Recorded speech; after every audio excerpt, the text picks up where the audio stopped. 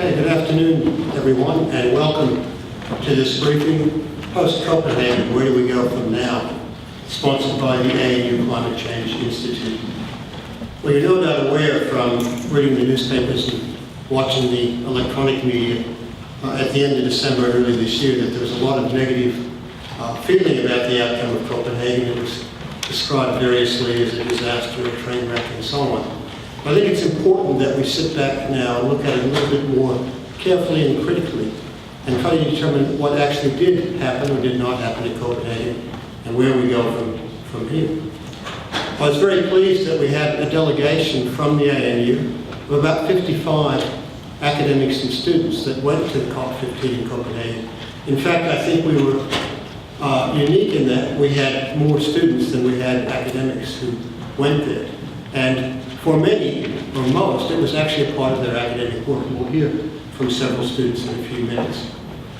But one of the things just that I would like to do briefly before calling on all the experts who went to Copenhagen is to just briefly outline what actually did come out in terms of the Copenhagen Accord. Now, this is not a legally binding document, but it is a very public and very visible agreement that all major emitters around the world signed up to. As a matter of fact, it represents over 80% of the global emissions from energy use, and that is far, far more, for example, than in the Kyoto Protocol. There was an agreement on the 2 degrees Celsius guardrail, so-called 2 degrees Celsius guardrail. In other words, limiting emissions such that the global average temperature would not rise more than 2 degrees above pre-industrial.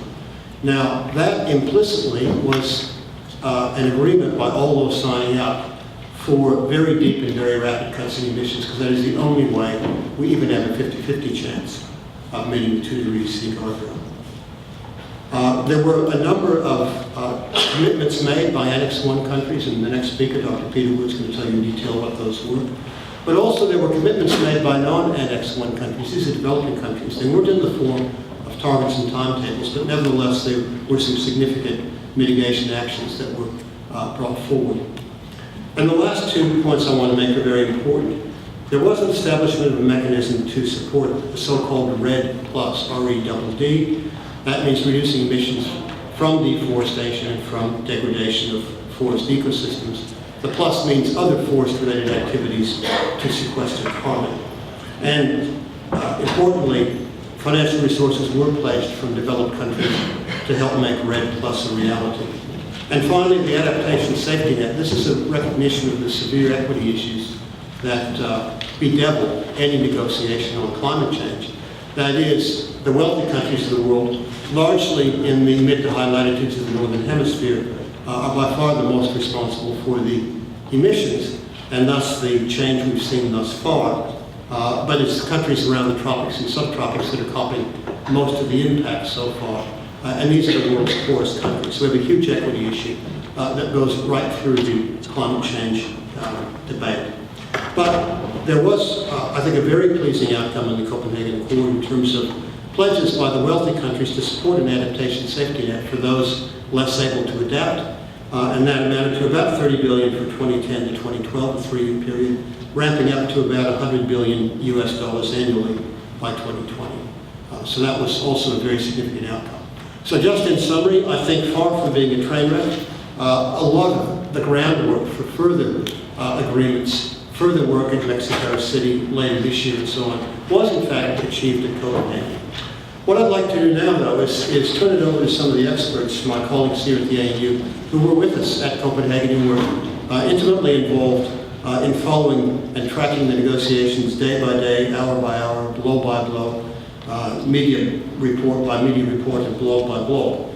So the first one I want to call on is Dr. Peter Wood. He's a postdoctoral fellow from the Resource Management in the Asia Pacific program, and he is researching, very interestingly, how you gain global cooperation on such a tricky, complex issue as climate change, using game theory and other approaches like that. So over to you, Peter. So thanks, Will. As Will mentioned, I'm working on a research project involving how do you get global cooperation to reduce emissions. This is given that most countries, whilst they'd like there to be less emissions globally, they prefer someone else taking the job of reducing emissions. I'm studying this problem using game theory, which tells us about the mathematics of strategic behaviour. One thing that it tells us is that a mechanism where countries can commit to further emission reductions if others do the same could lead to a cooperative outcome. But this requires that countries can make a commitment and that they won't backtrack on this commitment. A number of countries, including Australia and the EU, have made conditional commitments on top of their unconditional commitments.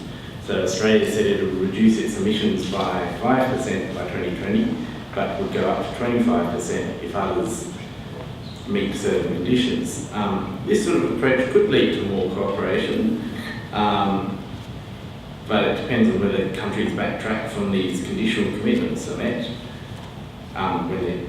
And so when I was in Copenhagen, I was in particular looking at whether commitments made in the negotiations under the Kyoto Protocol were easy or hard to backtrack on.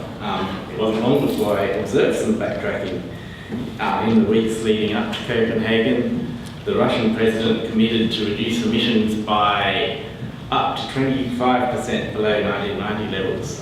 This is actually an increase in Russia's emissions, but it's less than their previous commitment.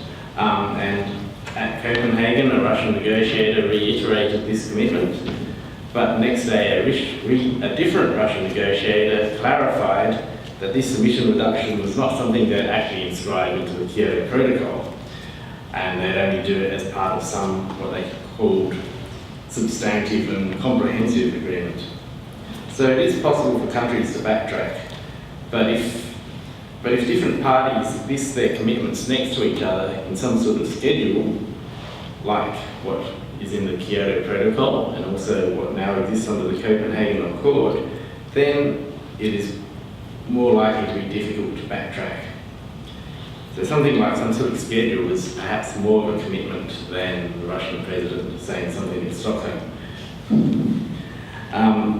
Now the Kyoto Protocol has many rules that cover accounting, trading of permits, compliance and so on, but it does not have much coverage. The Kyoto Protocol only covers slightly over a quarter of all emissions. Whilst there are a lot of signatories to the Kyoto Protocol, not all of them have commitments, and there's no way that we'll get to something like 2 degrees of warming or less with an agreement that only covers about a quarter of all emissions. Now, at Copenhagen, despite all of the chaos, a significant portion of countries arrive at a 13-paragraph accord. Many of these countries have now listed their mitigation commitments or nationally appropriate mitigation actions under the Accord, and the coverage of this is much better than the Kyoto Protocol. It covers maybe about 80% of the world's emissions. So this means we can more readily compare the mitigation efforts of different countries. There's still many countries that have no commitments, and some of these countries are high per capita emitters. These are countries like Qatar and the United Arab Emirates and Bahrain and so on. So some of these countries could afford to do more. And are these commitments sufficient to keep global warming below 2 degrees? No, but with the Copenhagen Accord, we do have a mechanism where you can add together commitments from different countries and work out what further commitments are needed. So we've got a step forward. What would be useful with the Copenhagen Accord would be to have a more comprehensive accounting framework so that there's less vagueness with these commitments. For example, a lot of the commitments under the Copenhagen Accord are compared to something called business as usual, which is a very difficult number to actually compare. If there's less vagueness, then it would be much more difficult to backtrack on different commitments. At Copenhagen as well, there's some progress on what's called the Bali Action Plan, which started with the end of the Bali conference. Now that was due to be completed in Copenhagen. It's now due to be completed in Mexico at the end of this year.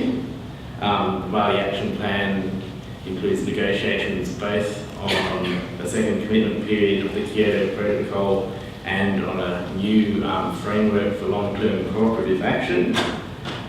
Further progress on the Bali Action Plan would clarify what the commitments under the Copenhagen Accord mean for each country, and this could lead to mechanisms to achieve stronger commitments, which is something we need to do if we're going to get global warming to 2 degrees or less. Thanks.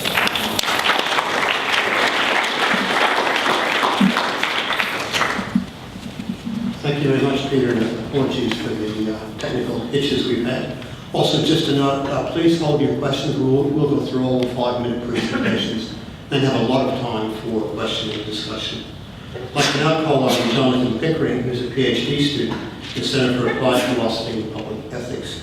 And Jonathan was also there looking at climate and development ethics. I mentioned in my introduction that equity issues are really important and very, very complex. They bedevil these negotiations, whether it's mitigation, adaptation, and so on. So we were very pleased to have Jonathan there studying that very issue. So over to you, Jonathan.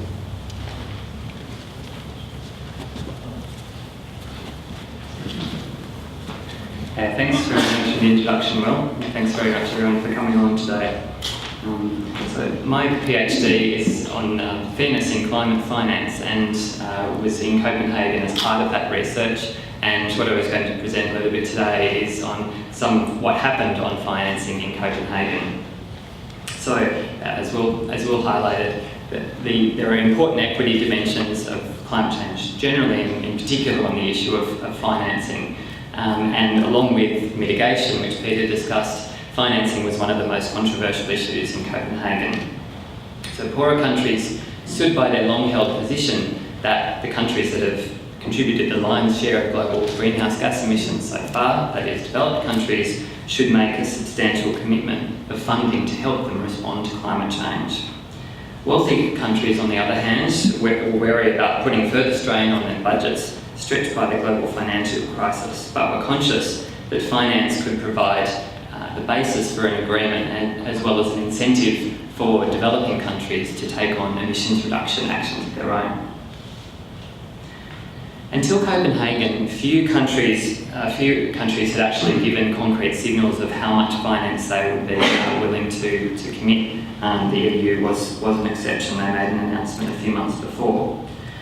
But for much of the Copenhagen conference itself, there seemed to be a lot more rhetoric than action.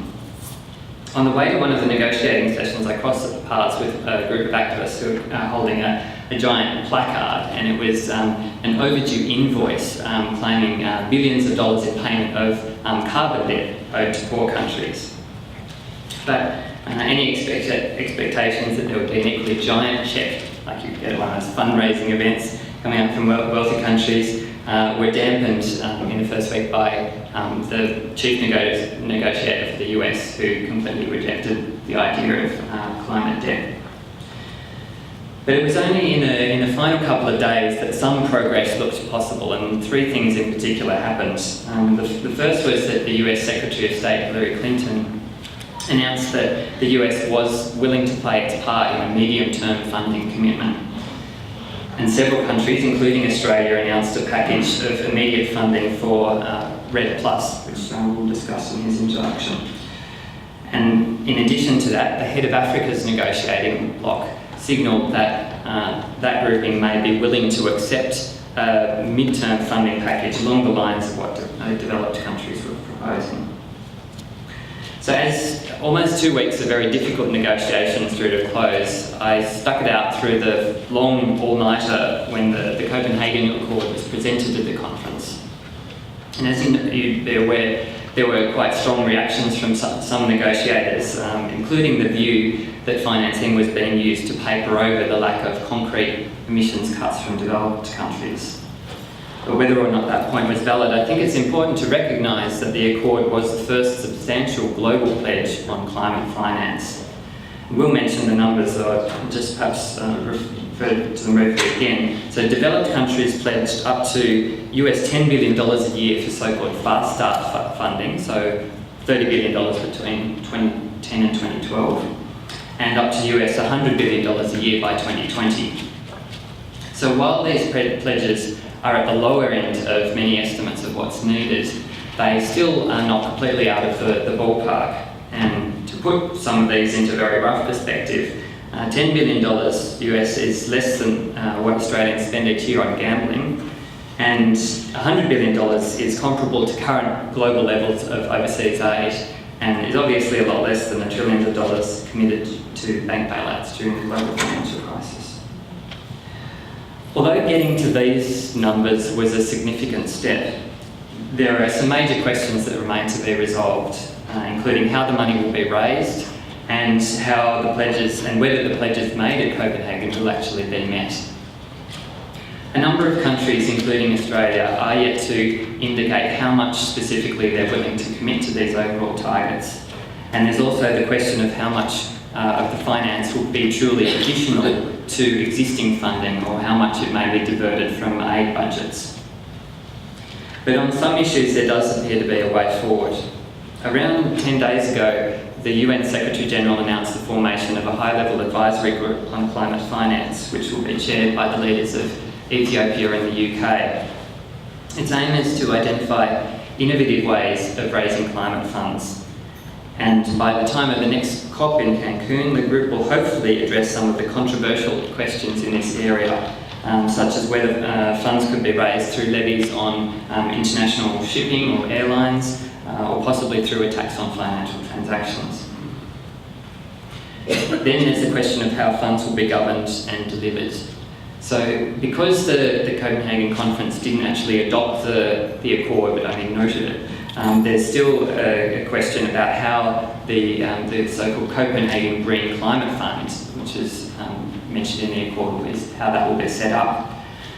But countries still should be able to get their fast start financing up and running through existing channels such as overseas aid agencies, and they will share responsibility with recipient countries for ensuring that these funds are spent effectively.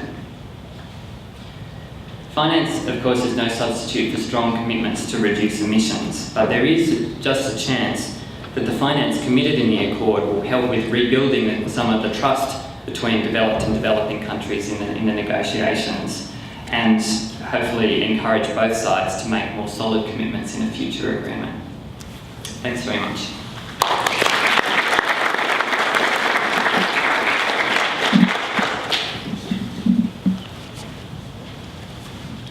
Thanks very much, Jonathan. I'd now like to call on Associate Professor Janette Lindesay, who is Deputy Director and Associate Director of Education of the Fenner School of Environment and Society. Janette played a very key role in our delegation to COP15, as she was the leader of a large group of undergraduate students who were actually going there as part of their coursework on climate science and policy. So over to you, Janette.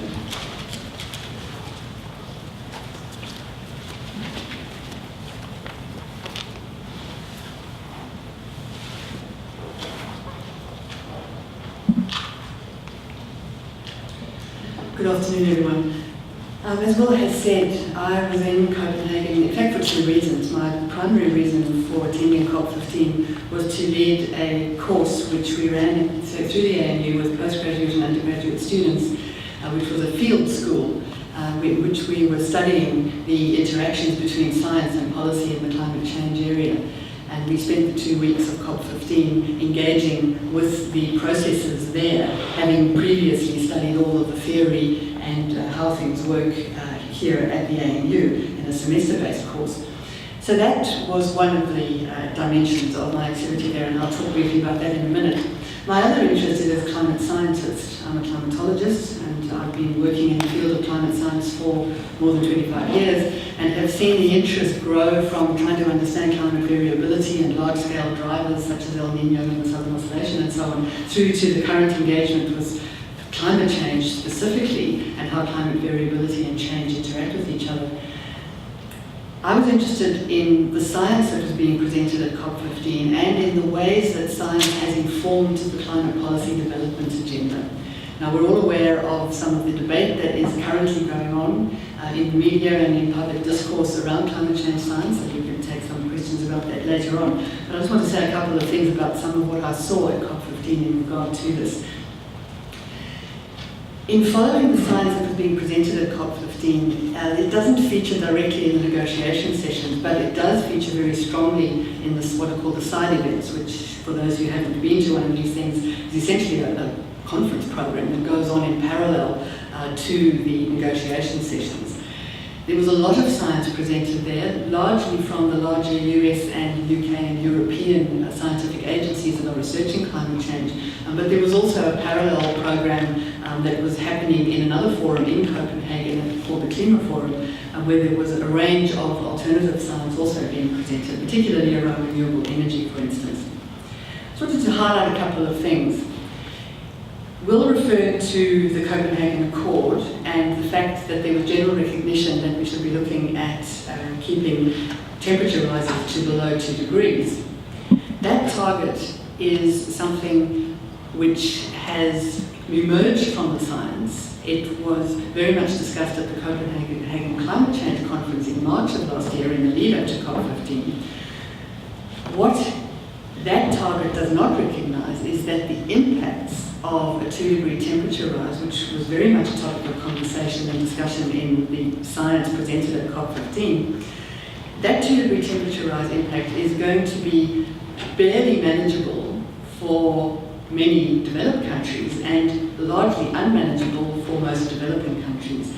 And so there was a great deal of discussion in the developing country fora around a target of 1.5 degrees rather than 2 degrees. Now I note that in the Copenhagen Accord there's recognition that the revision of the target to 1.5 degrees will need to be considered in the light of emerging science over the next few years, and I think that that's a positive thing, that is included in the Accord, that there does have to be recognition that while we may be looking at a 2-degree target at the moment, that in fact may not be sufficient, and is likely not sufficient in my view, to avoid some of the sorts of impacts that will be very difficult to manage and will lead to the need for large-scale injections of funding of the sort of financing types that Jonathan was talking about. So I think there's an issue which is very much highlighted in the science.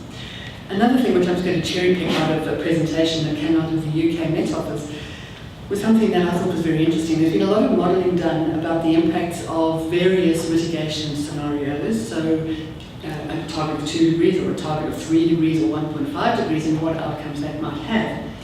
They've done some modelling recently which looks at not only reaching a target and seeing what the impacts are on the environment, on perhaps something like the Amazon rainforest or on sea level rise or coral reefs or whatever of that particular target, but then holding the climate system warming at that target level and observing through the modelling how the impacts on various ecosystems then play out at that level, and this had not been done before.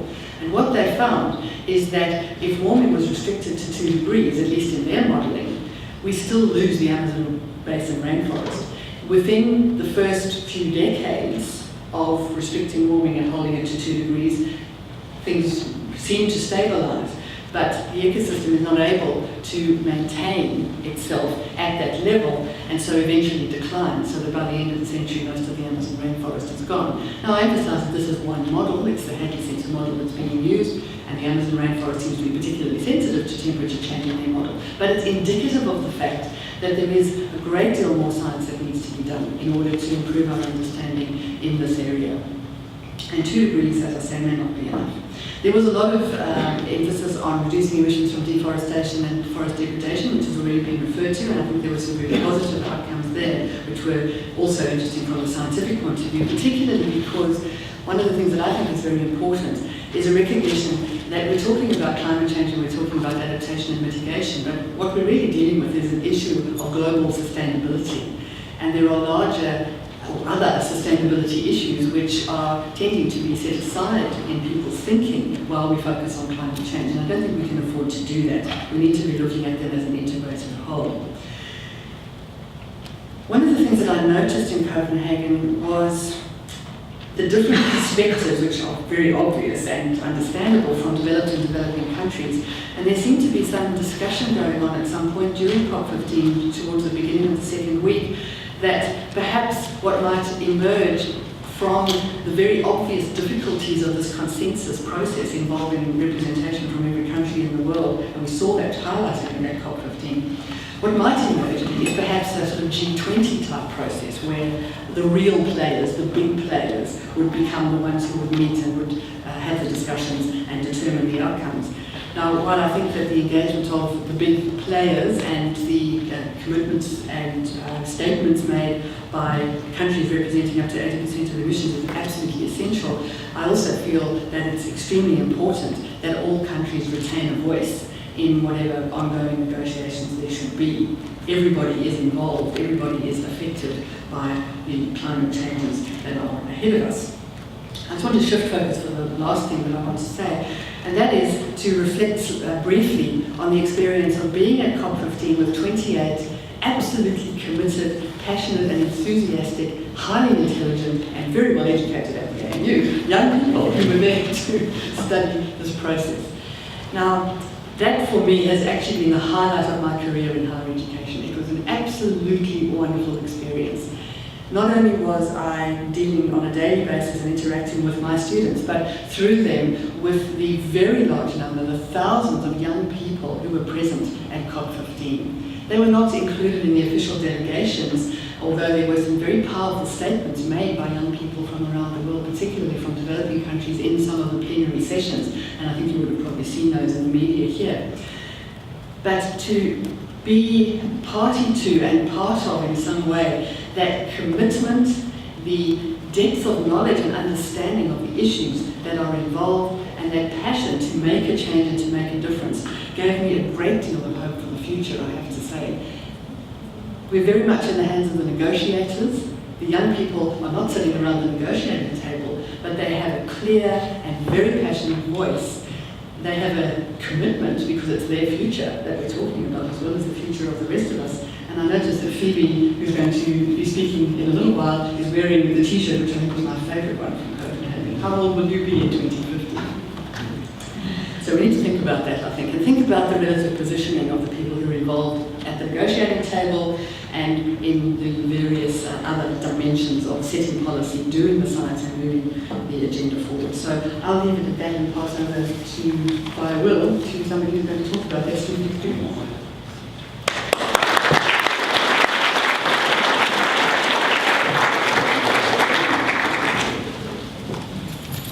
Thank you very much, Janette. I think those are some very, very interesting insights into the COP15 experience. Now let's go to the student insights. And first of all, I'd like to ask Alexei Trundle to come up and tell us a bit about his experiences in Copenhagen.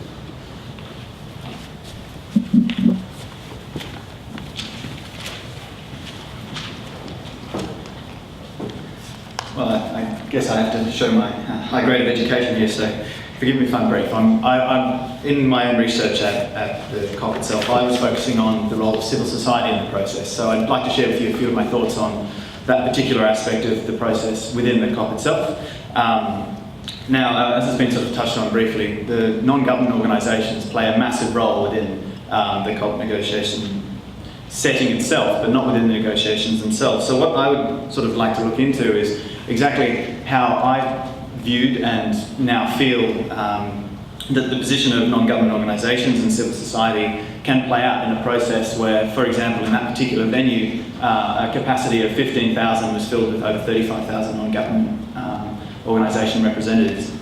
So just briefly, I'll just touch on the way that civil society engages in the process itself. Now, there are some more informal processes, and I won't touch too much on what Phoebe will talk about a bit later in the activism, both within the venue itself and surrounding the venue. But as I experienced through the process of the COP, civil society plays a really important role, both you could say under the table, but within the negotiation teams themselves. There are a number of civil society representatives who engage with advisory positions, particularly in developing countries themselves, where there are less resources available. Large departments of climate change, for example, like we have in Australia, either don't exist or aren't present in the negotiations themselves. It's a very expensive process to send people over there in the first place.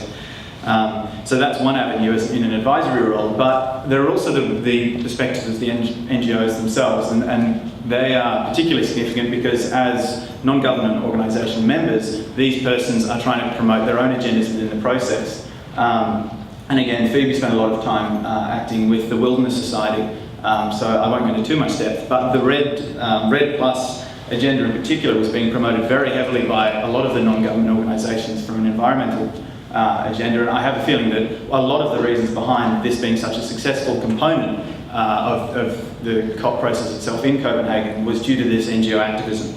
But like I said, I won't touch on that too much.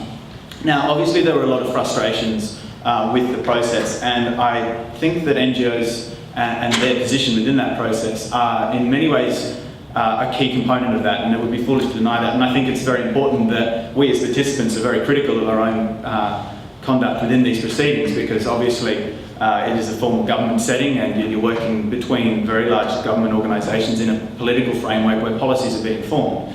And I think it's probably fair to say that there are very few other arenas where non-government organisations can hold such sway over a process that is engaging on such a high level within government negotiations. In my readings I found that there are very few other areas. Human rights activism is possibly one, but environmental arenas is one where the knowledge is definitely held by these non-government organisations. And for 35,000 registered participants to try and act within this scenario, I think that something has to change. Now, I guess this has taken me to where I think that these proceedings can go next. I think Jonathan might have touched on the suggestion that G8 and G20 venues is one avenue for this, but I would suggest that the role that NGOs play within the UNFCCC process is so vital that I don't think it can be taken in a selective government setting, not just because of the exclusion of the smaller countries in what is effectively meant to be at least a relatively democratic intergovernmental process, but also significant, I think, is the role that NGOs play. And the anti-globalisation movement, for example, that surrounds the G20 venues, I feel is a lot less productive than the engagement that occurs within the UNFCCC and Conference of Parties proceedings in the climate change arena. So I guess my suggestion in terms of where the future of COP proceedings can go from a student perspective that I guess on a personal level is not quite as entangled or experienced in the way that this process has emerged, is that the venue for this process has to include those non-government organisations. They are such a driving force emotionally within the venue. Some of the protests were mentioned, but also in terms of expertise in the science that Janette was covering. And I think that this really reflects the shift of climate change as an agenda from the scientific sphere into the political one, but then also engaging in the social sphere as well. And that there is this real need to bring in those social aspects who act on the ground in developing countries and developed countries and try and engage with this issue. So I guess I don't really have the answers. I'm just an undergraduate student, but in my own brief experience of the COP process, I'd just like to add my 2 cents on where I think it should go from here. Thank you.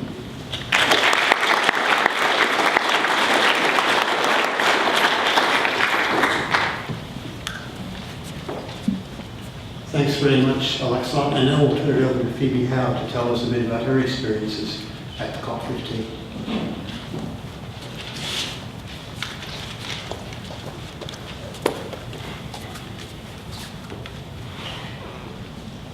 All right. Again, I'd just like to sort of express first of all what an amazing experience it was to go over to Copenhagen as a student. And I think that coming home was the thing that brought home to me how privileged we were to be there. The fact that people have been so interested in what we did from a day-to-day point of view as just undergraduate students with not the greatest access to the workings behind closed doors really shows me how much personal interest there is of everyday people in this country. I've spoken to people from lots of different walks of life, age groups and that sort of thing since I've come back, and the level of debate and interest, even if they're not studying or that involved in this area, has been quite large. So it's been a pretty amazing experience. A lot of people are really interested in just what it's like to be at an event like this. I'm not sure if any of you have been to a UN negotiating process before, so I thought I'd share a little bit about that with you. First of all, as an Australian, to walk into a Northern European city where there's hundreds of bikes on beautifully made bike lanes that are separate from the road, to have metros that come every 2 minutes and on time and get you where you want to go is a bit overwhelming and different.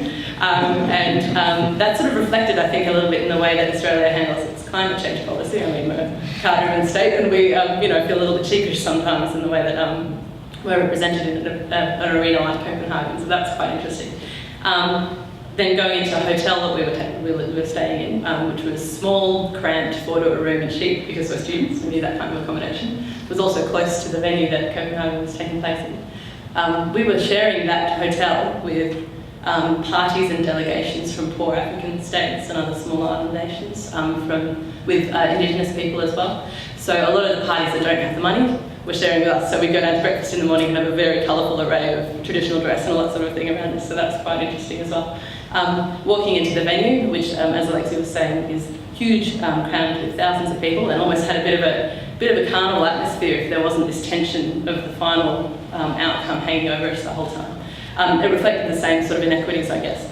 You walk through a space with booths and information and students at side events happening into a large space which is cafes and tables, very big, very noisy. And in this area, that's where the poor African delegations, the non-government organisations and the Indigenous groups were holding their meetings, not into the privacy and very difficult to hear one another. If you walk further into the space, you find a big, quiet room which had been divided up into areas that could be hired by those delegations that could afford the space to have private areas, which I'm sure were the areas in which key decisions might have actually been made.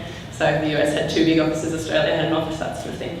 So these inequities are very obvious when you first walk in, and I wasn't expecting that, and I don't think a lot of people were expecting that when I told them about it either. So it's just interesting to see those things play out on the ground when you're there. Now, Alexei foreshadowed the fact that I was quite active at Copenhagen. It was a lot of fun, as well as quite empowering, I think, to be there. So a bit about our daily activities. We'd arrive, get through the security and the large queues. The first thing of the day I'd be following, as Alexei said, the Wilderness Society with their environmental non-government organisation meetings, held in a big open room, very difficult to hear. And the biggest thing is trying to find out what's going on in the space, knowing what is being negotiated, where, at what time, who's there, who's the important party, which of your lobbyists are you going to send after which delegates to try and get the point of view of the science that you want in that textual outcome to happen that day. So having access to information in the space is very difficult for the most sort of seasoned of lobbyists, as well as for new students who don't really know what they're doing. I also did quite a bit of protesting inside the venue. So there's a big difference between protesting outside and inside. Inside, we're not going to get too much in the way of what's going on, obviously, because we can get booted out at any time. So we'd be throwing small, colourful, well-timed protests in order to get media attention, and also to push the kind of key messages that the non-government organisation was going for. So, for example, the Wilderness Society were very involved in RED, or the deforestation text. So they were pushing the difference between a plantation and a natural forest. Those two have very different carbon values as a sink. So we'd be pushing that in, say, a caroling protest where we were all dressed up as elves outside a negotiating room. And also part of that is trying to make contact with negotiators that you don't have access to. As youth, a lot of negotiators and other seasoned people who came and spoke to us as a class, they would say that the youth had a very specific voice, because though negotiations like this can become very abstracted, you can become very obsessed with a paragraph or a sentence. When you look into the face of a young person from Tuvalu who's saying, my country might be gone in the next 50 years, that brings something home. So there is, as Alexei was saying, a very important role that NGOs and civil society play at these events, and part of it is just keeping that element of reality, I guess, to what these negotiations actually mean on the ground in the future. Just wanted to quickly say that this is the uniform of the Hitler Youth, as described by Lord Monckton, one of our friends. It was really interesting to see this sort of debate happening within the space. I'd just like to point out that within Copenhagen, people who were very sceptical, beyond scientific scepticism, but to climate denial, were very rare at the conference, so they did get a lot of airtime. So we were quite amazed to watch the Australian media on the web and see the coverings of people like Stu Fielding, who we got to go toe-to-toe to at one point, and interview on French news and ask a few curly questions to. So yeah, that was a very small part of what was going on, and it felt like the world has moved beyond the debate on climate science and into how we're going to deal with this. The last point I'd like to make is that activism and big protests, we also took part in some of the big protests outside the venue, so we were marching with 50,000 strong people from Europe and other places in the world, which were all peaceful, by the way. From what I saw, got very reported quite differently in the media here. They have an impact on democratic governments, and that point was made by negotiators again and again. Without protests, these negotiations don't push forward. And at the end of the day, if a government in a country like Australia isn't convinced by its population that they need to make massive changes to whether it be our economic base or making taxes or any of those difficult decisions, if there's an opposition that can easily be voted back in because they have a different position on climate change, the government's never going to do it.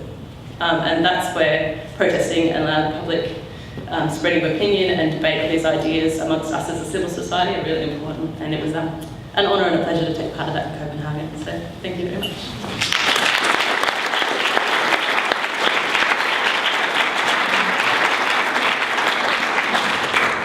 Thank you very much, Phoebe. Now we have a good period of time for questions and discussions. So we'll open it up to the floor. We'll take questions from many of you, and also this is being streamed out online, and Martin here will be monitoring whether we get any questions from those of us who are watching but are not in this room. So let's open it up now if any of you have questions to any one of our panel, and could you please, first of all, state who you are and your organization, and if relevant. And second, if you want to steer your question to one of the panel members, please do indicate that when you ask the question. So who's got the first question? Yeah. Thank you. Tom Worthington. I teach green technology strategies here at the Australian National University. My question for Phoebe. There's a certain irony. You all flew across the world causing thousands of tons of greenhouse gas emissions to go to a meeting on this. Should we do something like use the technology we're using streaming here to do these negotiations in a new way and perhaps try and bring the G20 along with us? I suggest this because the climate change ambassador is coming to the ANU tomorrow, so perhaps we suggest it to them. Hopefully I'm loud enough there. Yeah, I think in the long term that's what's going to have to happen. I think that things like civil aviation are pretty much going to need to change a lot to deal with what we're going to be handling. Although, as Alexei said, the participation of a whole lot of people who are there, it has an organic presence to it, and it's going to be very, very difficult to learn how to deal with this sort of a process and make it happen in that way. Although I think what we might have to do is just is take the positives with it. As one person said in a side event on public participation, she asked the question, do NGOs just become a lot of white noise because there's so many of us saying all of these things at the same time? I mean, perhaps this option will allow us to be a bit more strategic and disciplined and find new ways to be active and all that sort of stuff over the net. But yes, the irony of flying was pretty painful and it was a bit and it made us and ah a little bit before we left as well, as environmental science students. Can I just make a comment on the irony of the emissions from our flights? I think it's true that there are thousands of tonnes emitted from the flights of people going to Copenhagen, but at the same time, if you look at the emissions from the amount of coal that Australia exports every week, that's millions of tonnes. So I think we need to, at a personal level, reduce our emissions. But I think it's also important to keep things in perspective and look at the total amount of emissions that go into the atmosphere from different activities. And one last point is also, if we're going to ground civil aviation, then we should talk about military aviation as well, because they're totally outside of any climate negotiation. I'd like to just add a comment, and that is to say that to me this also raises the issue of communication, and it raises in your context, I think, the role of ICT and how that might change the ways that we communicate with each other and how we interact. For myself, I find the face-to-face direct communication seems to work much better, and I think that there isn't really, in my mind, a replacement for the direct engagement that you get when you all do come together around an issue like climate change, and it's very powerful, and I think it does lead to outcomes that at the moment we probably might not achieve if we were communicating remotely. On the other hand, I think you do have a strong point. More generally, I think the ways that we communicate about climate change and about the other big issues of sustainability and the complexities of the larger scale problems that we're facing is something that we have to address. I don't think that we are necessarily communicating effectively around these issues. And perhaps just a really quick final comment. I don't know if you've actually seen this, but the American Energy Forum runs a completely online conference very much along those lines, and I think I participated in that with some work that I did last year, and I think that's a really interesting interface to look at. But I'd actually agree, I think it's very hard to generate that pressure on negotiators themselves as government representatives in an online forum. I also think that there's equity issues again there with developing nations being able to get that same level of access, although that said, there are the costs involved with sending people over there in the first place, so maybe that has a counterbalance. Also interesting, I found in my research that of the side events at COP13, almost 41% didn't refer explicitly to the UNFCCC proceedings, and at COP14, I think that was a much lower percentage, but it was about 23% again didn't refer to the actual process occurring. Now I think that's one possible area which could be taken out of the process, given that there is such a huge demand for space within the forum itself. But I think that the activism and the presence and the advice being able to be given should definitely take precedence in a real venue at the moment over things like networking and research, which could possibly be moved online elsewhere. Thanks, Alexei. Any other questions? Let's take this one up in the middle.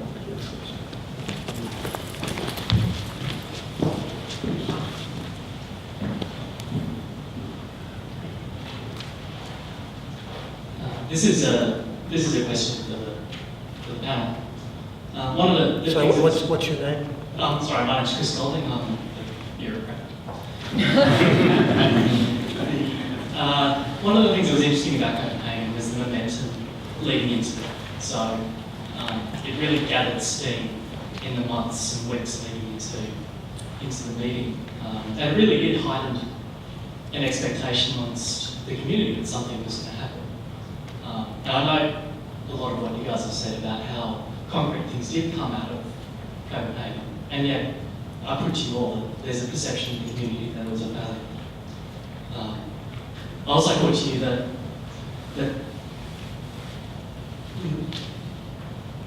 a lot of you have said that the science is settled, and I agree, I think science is settled, it's my background, but the perception in the community is that there has been a resurgence of doubt and denial. The question I have, long preamble, is to get something out of Mexico or Cancun or wherever the meeting is at the end of the year, we're going to have to get that momentum going again. And I'd like to know what you think needs to happen between now and then to overcome this public fatigue and this public doubt over the science. Right, thanks. Well, I'll say a little bit about the science. What's happened has been there's been a very strong divergence between what actually happens within the scientific community and the public perception, as you say. I'm not an expert in behavioral psychology or psychology of any type, but I think there's some much deeper issues that are running here beyond the science, and that a lot of people, even with the perfect communication and perfect science, still do not want to believe it because it's become into the arena of belief systems rather than evidence-based science.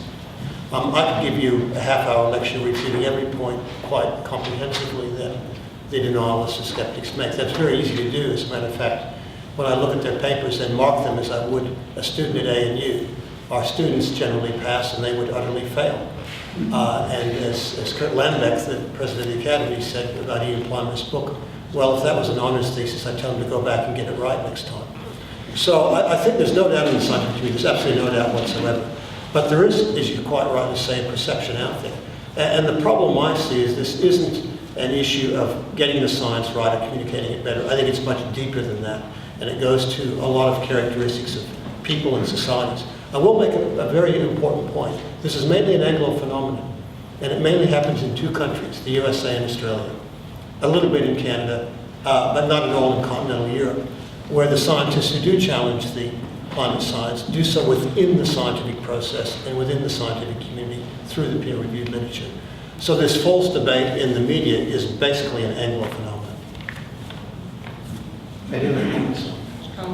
Yeah, I'd make some comments. I think just on that momentum and the fact that being on the, I guess, very much involved in that active civil society who were involved very much in that kind of public wave. It was really interesting to see the momentum, especially when you're in Europe. It was huge. It was very overwhelming. And the fact that it was a failure, I think a lot of activists would say is a good thing.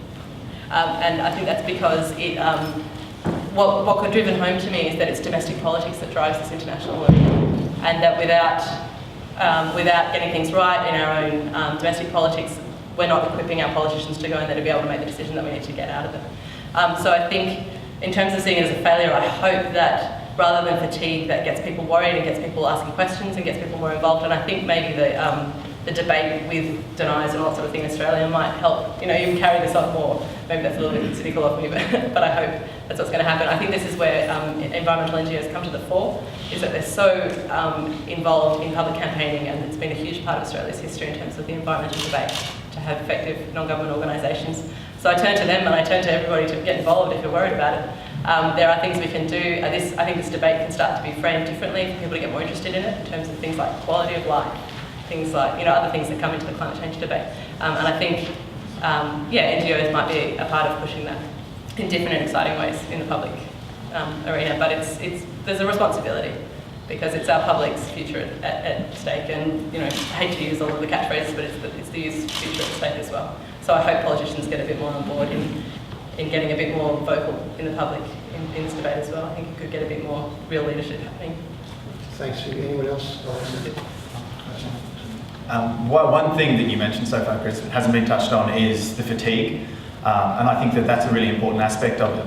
The momentum before Copenhagen was such a driving force, and the lack of capacity for governments to deal with it, I think is, and like I said, I'm not a psychologist, but I think that really has undercut a lot of that, because there's no capacity to deal with it. And I think that's sort of telling in that climate change is becoming very accepted. Anthropogenic climate change, however, is increasingly becoming the voice of the denier, in the sense that we can't deal with this because we can't, there's this shift from, okay, it's happening, but it's not really within our control. And I think that that's really a key aspect of it. If that can be developed, if we can find a framework to address this, then I think that acceptance will come back.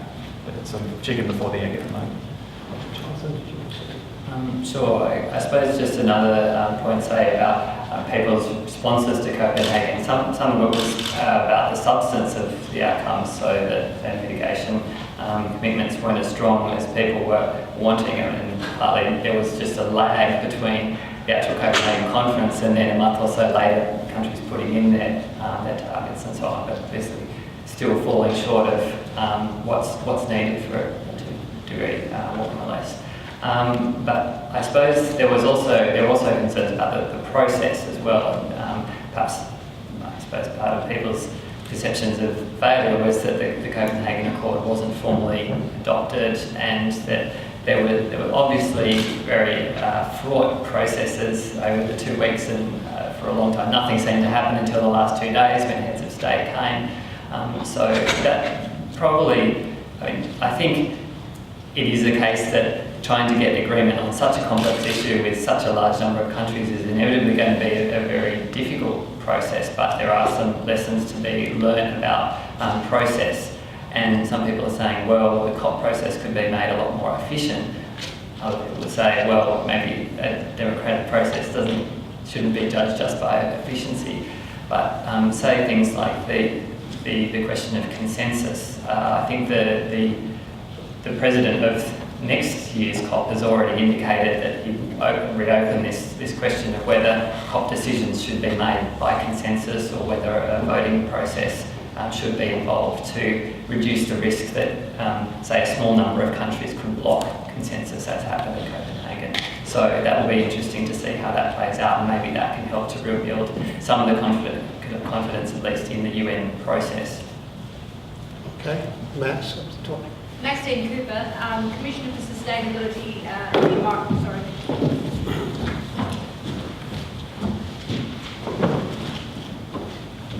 Thanks. Maxine Cooper, Commissioner for Sustainability and the Environment here in the ACT. I guess I'd just like to share some information with you. Around about a year ago, my understanding is the first International Psychology Conference on Climate Change was held. And from reading the proceedings of that, I took away 2 key messages. One is we've got to stop talking about saving the planet, and we've actually got to, in terms of psychology, start talking about what it means in everybody's daily lives and lifestyle. That was a really important message that came over. And the other one, which we're grappling with in my office, is it's actually peer groups that will change behaviour more than any major campaigns out there covered across the entire population. So I guess I'm asking, how do you deal with the peer group communication?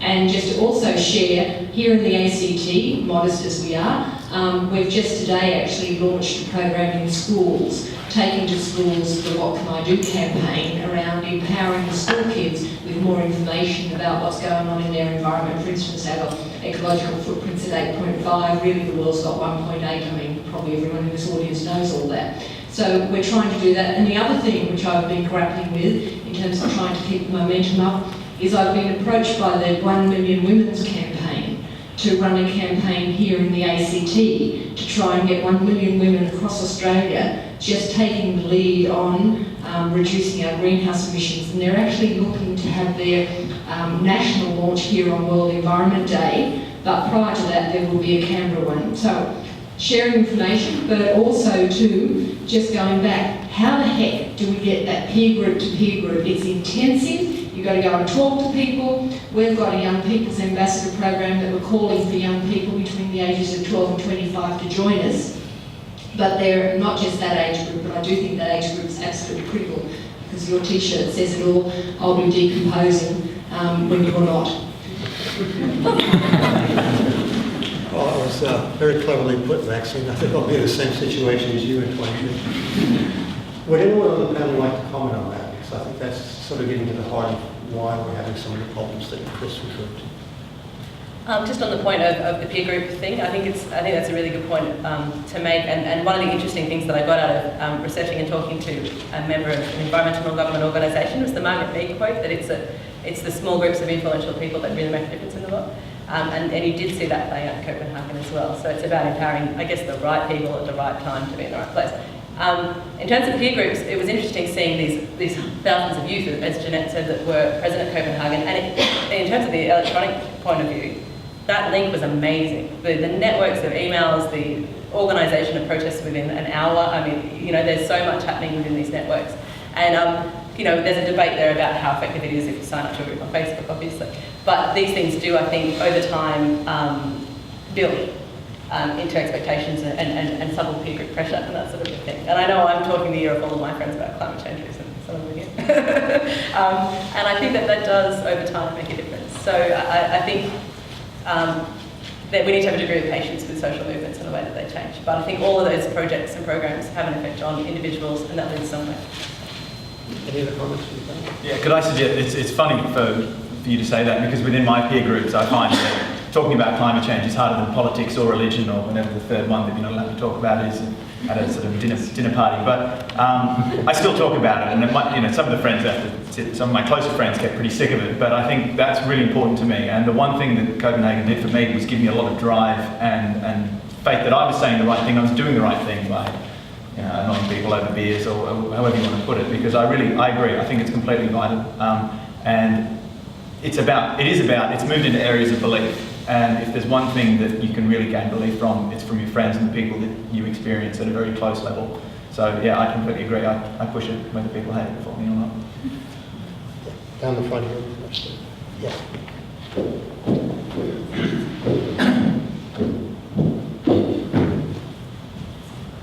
Thank you. Jeff Tansey, visiting RegNet from the UK.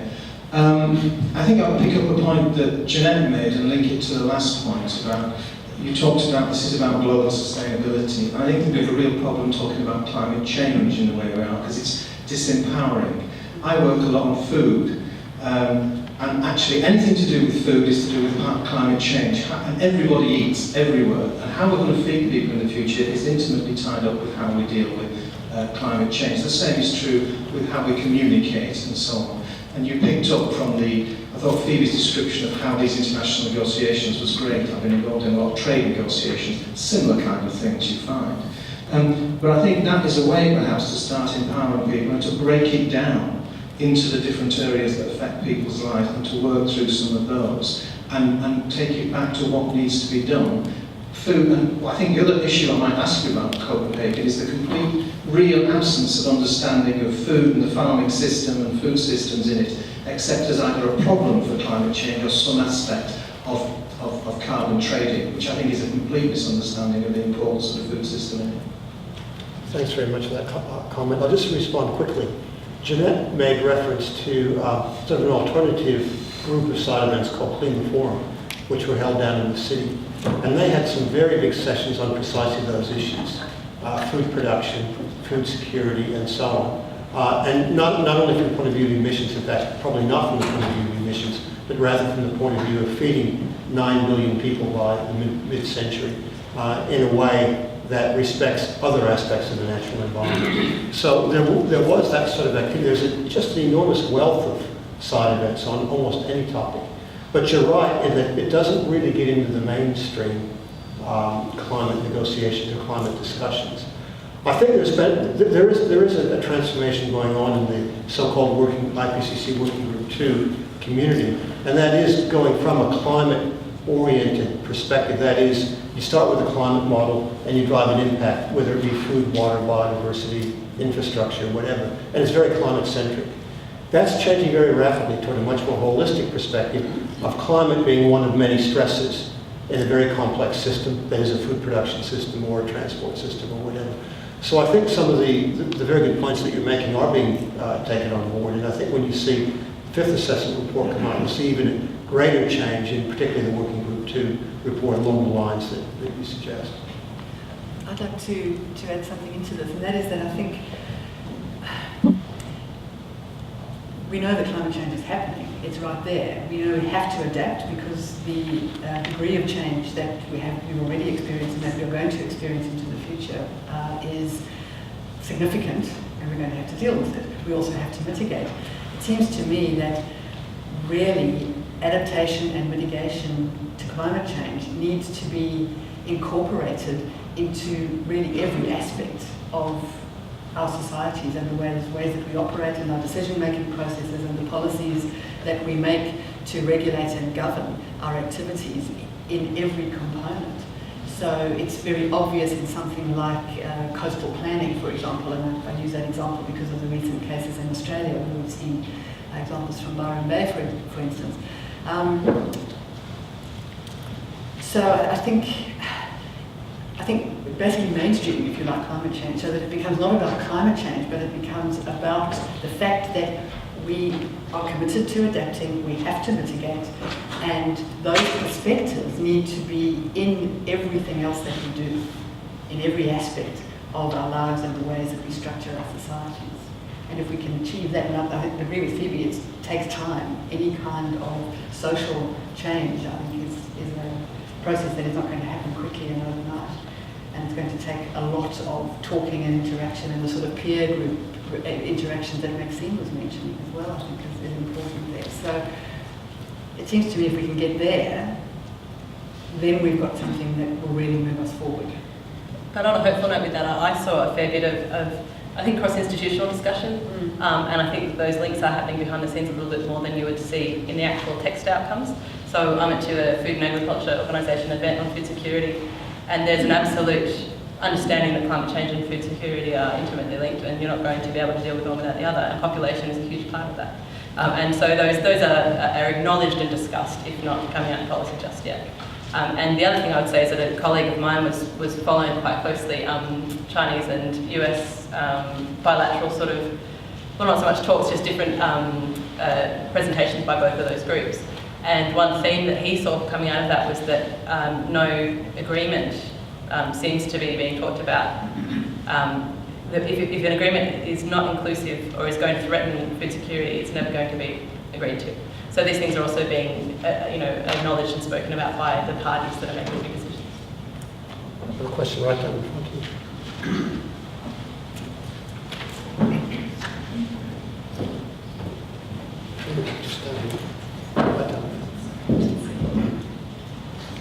Kerry Croydon, retired Public Servant. My question goes to any of the people who have some comments on issues of verification and accountability. There was some report in the press of China being very opposed to verification mechanisms intruding into their sovereignty, and Jonathan highlighted there was some debate around financing flowing from the big polluters, first world countries, to the third world countries who are in great need of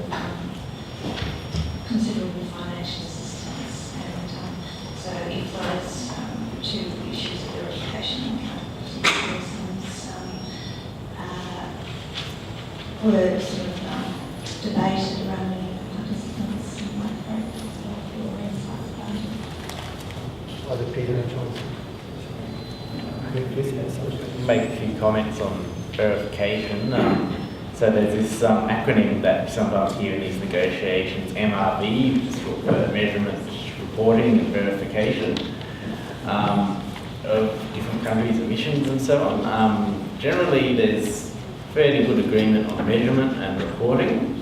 Verification is where things get more complicated, as you mentioned. There's issues to do with sovereignty, perhaps, in China. I've also heard, now under the Copenhagen Accord, China has committed to an emissions intensity target, which basically means it will reduce its emissions per unit of GDP by something like 45% by 2020. So in order to see whether China's meeting that, or in order to verify that, then you need to look at both emissions from China and China's GDP. And what I've heard is that China's a bit sensitive about verification of its GDP because it likes to smooth around the numbers a little bit. I don't know if that's true or not, but and that was a big sticker in the negotiations. And under the Copenhagen Accord, they didn't use the word verification, but instead came up with a new phrase called, I think it's international consultations and analysis. So now the debate or the negotiations will be moving toward the question of what does independent or international consultations and analysis actually mean. Jonathan? Sure, I can just add a little bit in relation to the financing side of things and accountability in that area. The Copenhagen Accord does make a distinction between some of the, say, unilateral mitigation actions that developing countries might be taking, such as the ones that Peter was mentioning for China, and so-called supported mitigation actions by developing countries. So these would be things where a developed country provides finance to help a country improve its energy efficiency, reduce deforestation and so on. And those supported actions would be subject to a more rigorous international verification process. And that's, I suppose, understandable in the sense that you have a country providing finance and it has its own accountability requirements back to citizens who are providing finance and so on. And I suppose in the area of development finance, there's been a recent trend towards the idea of mutual accountability, that both the country providing the finance should be accountable for its delivery, ensuring that the funding is actually provided, but there's also accountability requirements on the part of the recipient country to ensure that the money is used effectively and so on. And if, in the case of financing, I think if a mutual accountability arrangement could be embedded, that would be a better guarantee that the funding would produce the kind of results that people are keen to see. Thanks. Let's go up to David then. David Durek with the Fenner School. I just want to come back to the issue of food. I was at COP15 and one of the things I was doing there was following the whole food issue and participating and giving papers and so on in the side events about food. One of the things that stuns me having come out of that is how little this was reported. Just because it wasn't reported doesn't mean to say it didn't happen. And I think that's true of a very large number of things that occurred at COP15.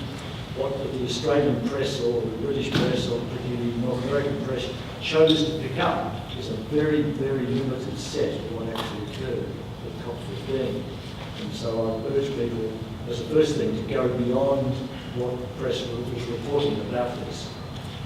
The next thing I want to quickly say about food issues there is that the first senior member of the Obama administration to turn up there was the US Secretary of Agriculture, Tom Vilsack.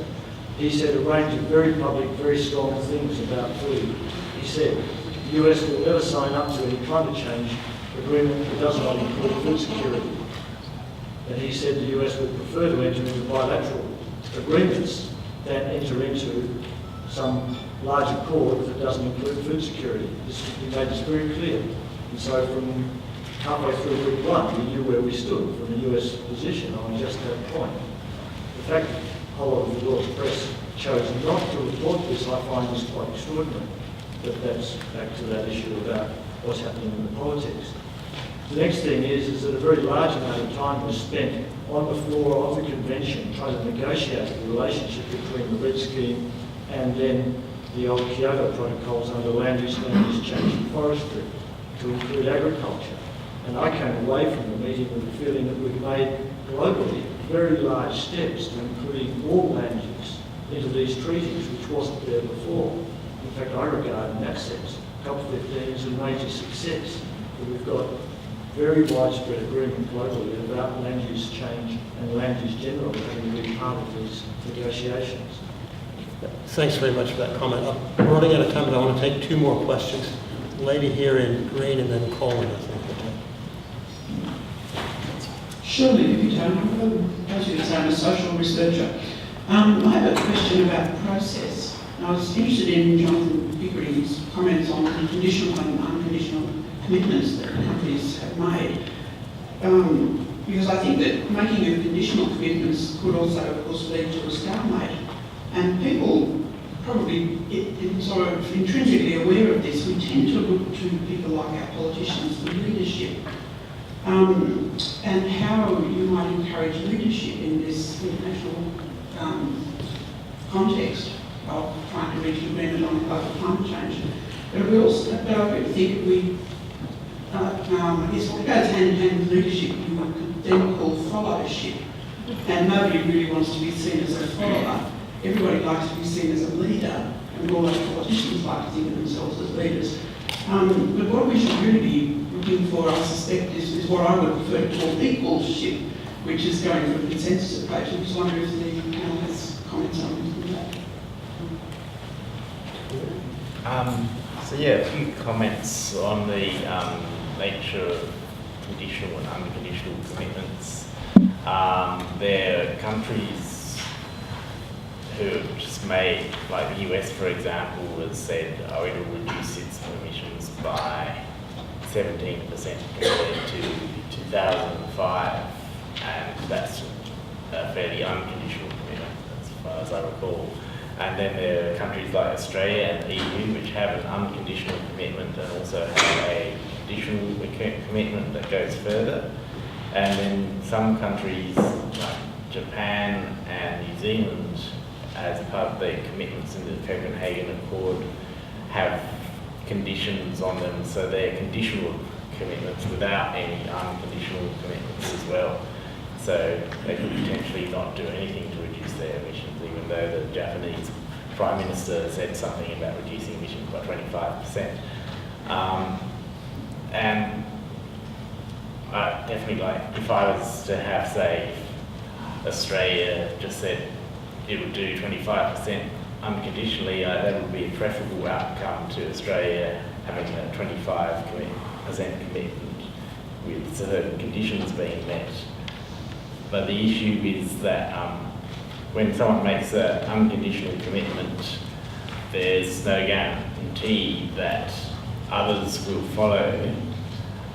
If you make a conditional commitment as well, you have nothing to lose, or if your conditions get met, then you have to make the further reductions, but generally you choose the conditions to be, be quite desirable outcomes. So it's a lot easier to make a conditional commitment on top of an unconditional one, which is the advantage of that.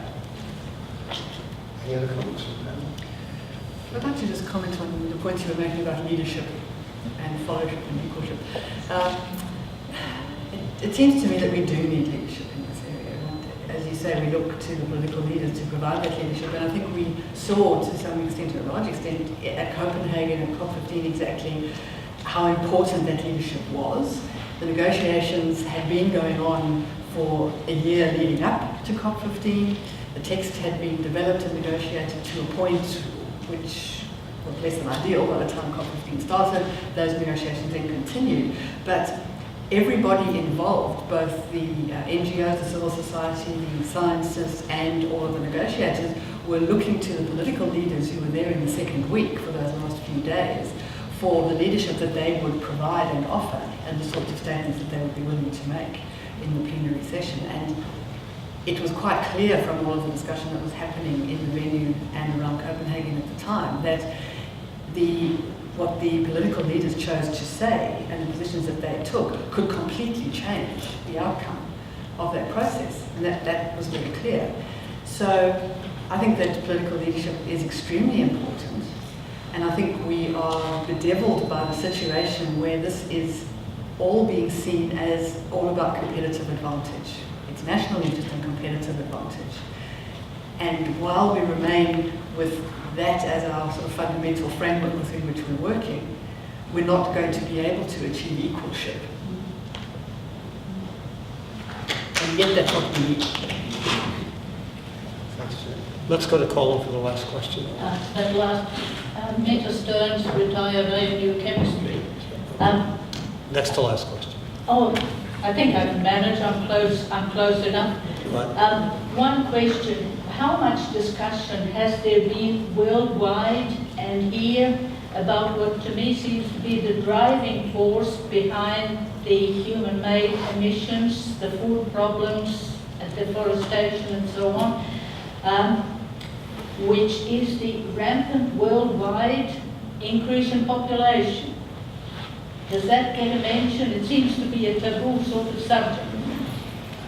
It's not entirely taboo. It does get mentioned, but I think if you look post-World War II, most of the emission is driven by changes in affluence and consumption, supported, of course, by population growth. But a lot of the big increases in a lot of environmental impacts basically arose from the OECD countries, and driven largely by the OECD countries. Their population growth slowed after World War II compared to the developing countries, which showed very strong population growth, but much less growth in consumption. So it's a very tricky issue. It does rely on population, you're indeed correct on that. It does certainly rely on affluence and consumption to a very high degree. And it relies on technology, how you actually produce the stuff that you consume. In terms of population, the best projections I've seen suggest that the global population will peak out at about 8.5 to 9 billion by 2050, and then either stabilize or slightly go down. So you're right about the population issue being very important, but in a long-term framework, it's going to be overshadowed by the consumption technology parts of the equation. Anyone else would like to add to that? Just a couple of quick points. The State of the World Population Report that was released late last year, it has a theme each year, and the theme last year was climate change. So this is a United Nations activity that looks at the state of the world population in different ways. And what that report does, and I would commend it to you, it's an interesting read, is to look at the ways in which climate change and population interact, both in terms of population as a driver of climate change and then the impacts of climate change on the world's population, particularly those in less advantaged areas. So that's one thing. There was discussion on this at COP15. There were side events which dealt with population in various contexts, although I agree with you that it doesn't seem to have the profile of discussion and public debate. And it's a difficult issue to tackle. I think we could all understand that. Another point that I would make is that there are a number of countries, particularly in Scandinavia and other parts of Europe, which are increasingly showing decoupling of economic growth and emissions, greenhouse gas emissions growth.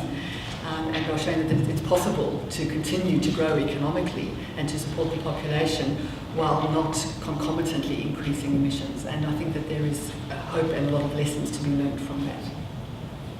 Let's go to Colin then for the last question.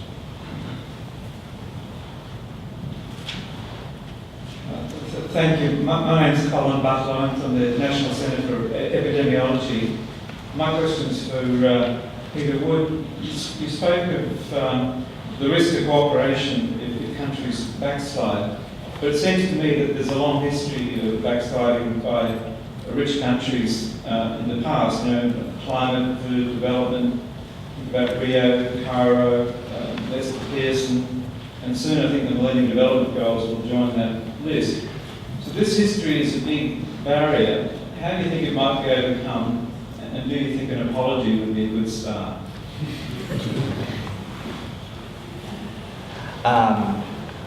Yes, I think in terms of backsliding, what I was talking about today is in terms of having some things listed on a schedule, is some things which would prevent or make more difficult some forms of backsliding, but there are still other ways that you could backslide. In terms of the emission reductions or commitments that countries have made so far, there are countries like Canada who quite possibly will not meet their commitments for the first commitment period of the Kyoto Protocol, and there are countries like the United States which never ratified the Kyoto Protocol. I think these countries should probably apologise for that. That would be a good start. There are many other international commitments which countries have not kept, which I think, maybe an apology would also be a good start.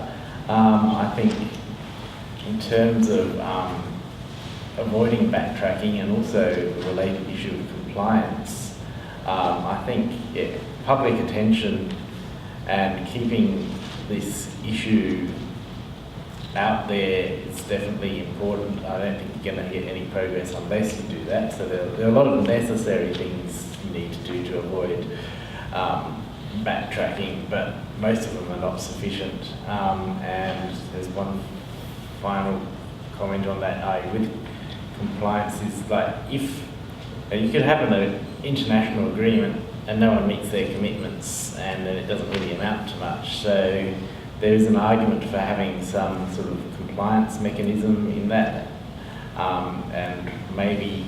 But the thing is, you've got an agreement among sovereign states. What can you do to make sure they comply? You can't exactly bomb them or anything. It's not really very sensible or reasonable. But there is an issue that compliance where you could link it to trade. So if a country's not complying with what it said it would do, then you could lobby a carbon tax on imports of emission-intensive goods from that country.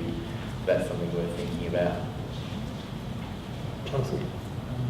Perhaps if I could just also add one other way of reducing the likelihood of backsliding is the building trust between different parties in the negotiations. And I think we saw that there was not a whole lot of trust going around in Copenhagen, and that was one of the difficulties. And so, even if an agreement were legally binding, if the trust is there, and obviously the sovereignty issues as well, that makes compliance more complex. I think there are perhaps a number of different ways in which trust can be built. Apologies, a new one I hadn't thought of, but it would be interesting to see the countries take that up. But I suppose one of the ways of possibly building trust is for countries to take on a mediating or brokering role, if you like, between some of the more traditional divides. I mean, we've seen the developing country divide become more complex at Copenhagen as the more very vulnerable countries have often split away from the big developing country emitters. But there are a number of, say, more advanced developing countries that seem to have been trying to play a kind of bridging role or a positive role, and Mexico has made some interesting steps in that regard. So I think the fact that Mexico is the location for the next COP will be interesting to see whether that helps with some of the trust building process. Great, thank you. We'll have to draw this to a close now. It's 1:30. I want to thank all of you for coming over here at lunchtime. It was very pleasing to see such a large and engaged and active audience. And I would very much like to thank the panel and to thank Ross Smith and Lance Heath and Trina Merrill from my office, and also the technical support we've had all around. So thanks to everyone for a very good night.